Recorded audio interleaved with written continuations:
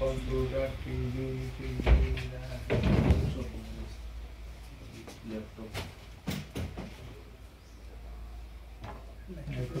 জানতে নামছে ফায়ার করছে ইয়া করছে মানে একেবারে যা যা যেরকম আধুনিক কালের বললাম হ্যাঁ এটা শেষ করে তিনটা রন হয়েছে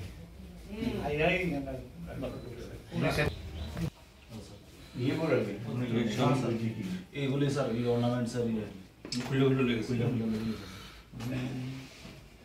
এইসব মধ্যে অর্নামেন্টস আছে ইডি দিয়ে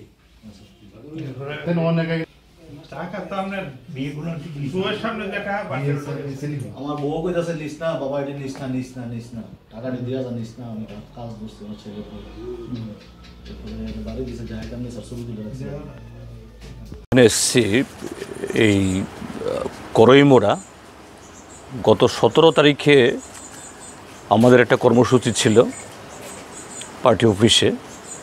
এটা ইতিমধ্যেই ত্রিপুরাবাসী সবাই জানেন যে সেখানে দিন দুপুরে একটা পুলিশের অনুমতি নিয়ে একটা প্রোগ্রাম করা, তার উপরে শাসক দল হামলে পড়ে এবং প্রায় 1.5 থেকে 2 ঘন্টা সেদিন পার্টি অফিসের উপরে তারা হামলা চালায়, মোটরসাইকেল এবং আরও অন্যান্য সম্পত্তি ধ্বংস করে।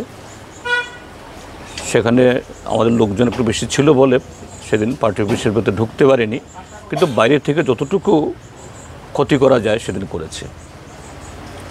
সেই ঘটনার পর তারা এখানে এই করইমোড়াতে এখান থেকে আমাদের পার্টি অফিস খুব বেশি দূরে নয়, দল বেঁধে এসে প্রায় 1 ঘন্টা ধরে এই বাড়ির সবটা লুটপাট করে।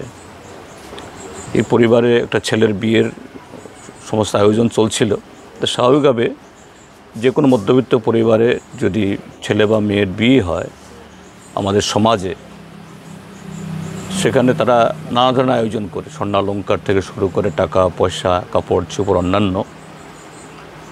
আমরা আজকে দেখেছি সব কোটি আলমারি, সব কোটি লকার এবং অন্যান্য এগুলি যেগুলো লুট করে নিয়ে যাওয়ার মতো আছে সেগুলো নিয়ে গেছেই, আর বাকিগুলোকে বের করে এগুলোকে নষ্ট করে জল টল ঢেলে দিয়ে যাতে এটা ব্যবহার না করতে পারে।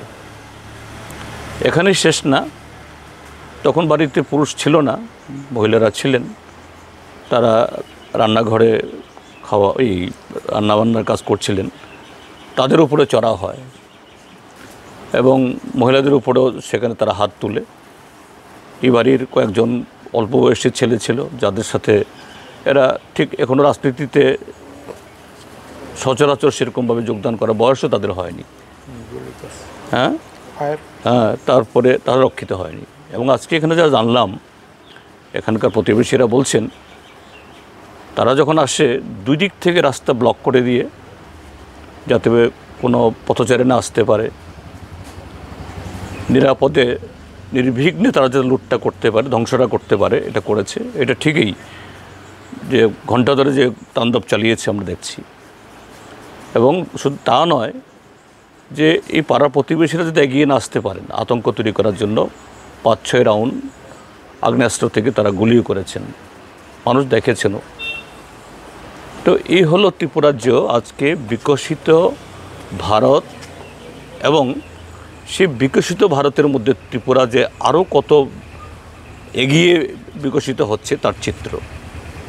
আমাদের রাজ্যের মাননীয় মুখ্যমন্ত্রী প্রায় প্রতিদিন বলেন যশস্বী প্রধানমন্ত্রীর আশীর্বাদে, তার যে প্রত্যক্ষ সহযোগিতায় ত্রিপুরা সব ক্ষেত্রে এগিয়ে যাচ্ছে। কিন্তু সে এগিয়ে যাওয়ার চিত্র আমরা আমাদের এই রাজ্যের যোগাযোগ ব্যবস্থা, শিক্ষা ব্যবস্থা, স্বাস্থ্য ব্যবস্থা, আইন শৃঙ্খলার উন্নয়ন বা কর্মসংস্থানে তার কোনো প্রতিফলন আমরা দেখছি না। কিন্তু যেটা দেখছি যে এই বিকশিত ভারতের হলো যে আইন শৃঙ্খলার চরম অবনতি, একটা অরাজকতা, জননিরাপত্তা একেবারে এটাকে তলিয়ে দেওয়া, একটা আতঙ্কের পরিবেশ তৈরি করে একটা একনায়তন্ত্র কায়েমের একটা মানে ভয়াল একটা প্রচেষ্টা, এবং তারই সাক্ষী নিয়ে এই যে এই বাড়িটা, এই বাড়ির মানুষ শুধু না, আমি শুধু এই বাড়ির মানুষ তারাই ক্ষতিগ্রস্ত বলবো না, হয়তো অর্থনৈতিক দিক থেকে প্রতিবেশীরা ক্ষতিগ্রস্ত না, কিন্তু মানসিক দিক থেকে অন্য দিক থেকে তারাও ক্ষতিগ্রস্ত। নিশ্চয়ই এখানকার মানুষ কেউ এই জাতীয় ঘটনাকে, এখানে বিজেপি দলের সমর্থক থাকতে পারেন, তারা এটাকে সমর্থন করে না, আমি মনে করি না, করতেই পারে না। একটা সুস্থ বিবেকবান মানুষ এই জাতীয় ঘটনাকে কেউ সমর্থন করতে পারে না, তাই হয়েছে। এবং সবচেয়ে আশ্চর্যের হলো যে পার্টির বাড়ির সামনে যে ঘটনাগুলো হয়েছে 1.5-2 ঘন্টা ধরে, পুলিশের অফিসার, অসংখ্য নানা ধরনের পুলিশ কর্মীরা সেখানে উপস্থিত ছিলেন। এখানে যখন ঘটনা হচ্ছিল, এখানকার প্রতিবেশীরা বলছেন তারা বারবার খবর দিয়েছেন এই স্থানীয় থানাকে, কিন্তু তারা আসেন এই ঘটনা, এরা লুটপাট করে 1 ঘন্টা ধরে লুটপাট করার আরও আধা ঘন্টা পর তারা এখানে এসছেন। তার মানেটা কী তাহলে? যে গোটা প্রশাসনের মদতে, গোটা প্রশাসনের তাদের যে কি বলে প্রশ্রয়ে এই ঘটনাগুলো হচ্ছে। তো আমরা আজকে এসেছি এখানে এটা দেখার জন্য, বলার জন্য সরকারের কাছে যে দ্রুত এই ঘটনার তদন্ত হোক, দোষীদের ধরার ব্যবস্থা করা হোক, আইন অনুযায়ী শাস্তির প্রদান করা হোক, তার সাথে ভবিষ্যতে যাতে এরকম ঘটনা না ঘটে, শুধু সিপিআইএমের সমর্থক না, কারোর উপরে আইনের শাসন যাতে ত্রিপুরা যে ফিরে আসে এই ব্যবস্থা করুন। আমি গতকালও ডিজিকে বলেছি যে আপনি দেখুন বিশালগড়ে যে ঘটনা হয়েছে, এই সোশ্যাল মিডিয়াগুলোতে তার ছবি আছে, এই নয় সংখ্যায় তারা খুব বেশি, আর আপনার পুলিশ বাহিনী যারা সেখানে মোতায়েন ছিলেন সংখ্যা কম, এই নয়। তো এখান থেকে থানা খুব বেশি দূরে না। তিনি বলেছেন স্যার আমি দেখব, দেখা যাক। আজকে এই ঘটনার পরে আবার বলবো, আপনাদের মাধ্যমে বলছি, শুধু প্রশাসনকে না, সরকারকে না, সারা ত্রিপুরার যে মানুষকে, যে মুখ খুলুন, প্রতিবাদ করুন। আজকে এখানে আমাদের এই কমরেড কী নাম জানি, মোশাররফ হোসেনের উপরে হয়েছে, কালকে অন্য মোশাররফের উপরে হবে যদি এটাকে বন্ধ না করা যায়। আমরা চাই এই অরাজকতা, রাজত্ব এটা খতম হোক। ডাকাতি বলতো, এবার দিন দুপুরে 2টা রাজনৈতিক ডাকাতি। কারণ এটা যদি সরকার মানে শাসক দলের কোনো সিদ্ধান্ত না থাকতো, তো পুলিশ এখানে ইন্টারভেন করতে পারতেন, কিন্তু কোনো ইন্টারভেন করেন। একবার দিন দুপুরে সবটা লুট করে নিয়ে গেছেন। আমরা দেখেছি, অনেক ঘটনা দেখেছি, সারা রাজ্যে চলছে প্রতিদিন। সেই দিন গত পরশু দিনও 2টা বাড়ি ভাঙচুর করেছে। ভাঙচুর করছে এক জিনিস, সেটা এখানে তো রাজনৈতিক ডাকাতি, এটা এবং রাজনৈতিক সিদ্ধান্ত নিয়ে এসছে। এবং এটা রাজনৈতিক এভাবে যদি চলতে থাকে, দেশের মানুষ তো এটাকে বরদাস্ত করবে না। এবং আমরা চাইবো যে সকল মানুষ এটার এগেনস্টে রুখে দাঁড়াক এবং এগিয়ে আসুক। কারণ যেটা আমাদের সেক্রেটারি বলেছে কারেক্টলি, আজকে ওনাউট রয়েছে, হাত বাড়তে বাড়তে এমন জায়গায় যাবে কেউ রেহাই পাবে না, তাদের পরিবারের লোকেও রেহাই পাবে না। এই জায়গায় যাবে কিন্তু এটা শেষ পরিণতি, যদি এখনই এটাকে নিয়ন্ত্রণ না করা যায়। সমস্ত গণতান্ত্রিক মানুষ এটার বিরুদ্ধে প্রতিবাদের সোচ্চার হওয়া উচিত। এবং এখানকার মানুষের নিরাপত্তা দিতে শাসক দল এবং সরকার ব্যর্থ হয়েছে। এখনও আমরা বলেছে আমাদের সেক্রেটারি, কালকেও ডিজিকে বলেছে, যাতে এখানকার মানুষের নিরাপত্তার সম্পূর্ণ দায়িত্ব সরকারকেই নিতে হবে।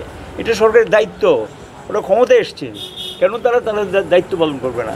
যারা দোষী তাদেরকে গ্রেপ্তার করতে হবে।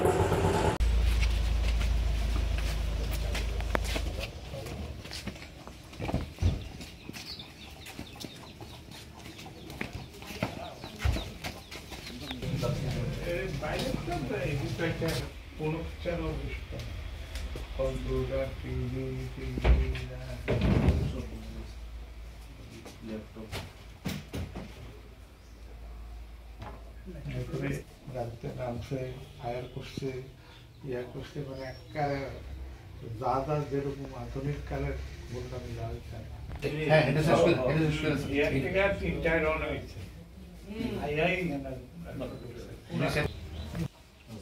ইয়ে করে এইগুলি স্যার এই অর্নামেন্ট স্যার খুলে খুলে লেগেছে এইসব মধ্যে অর্নামেন্টস আছে ইডি দিয়ে টাকা তো আপনার বউয়ের সামনে দেখা আমার বউ কইতাছে নিস না বাবা এটা নিস না টাকাটা দিয়া যা নিস না আমি কাজ বুঝতে পারছি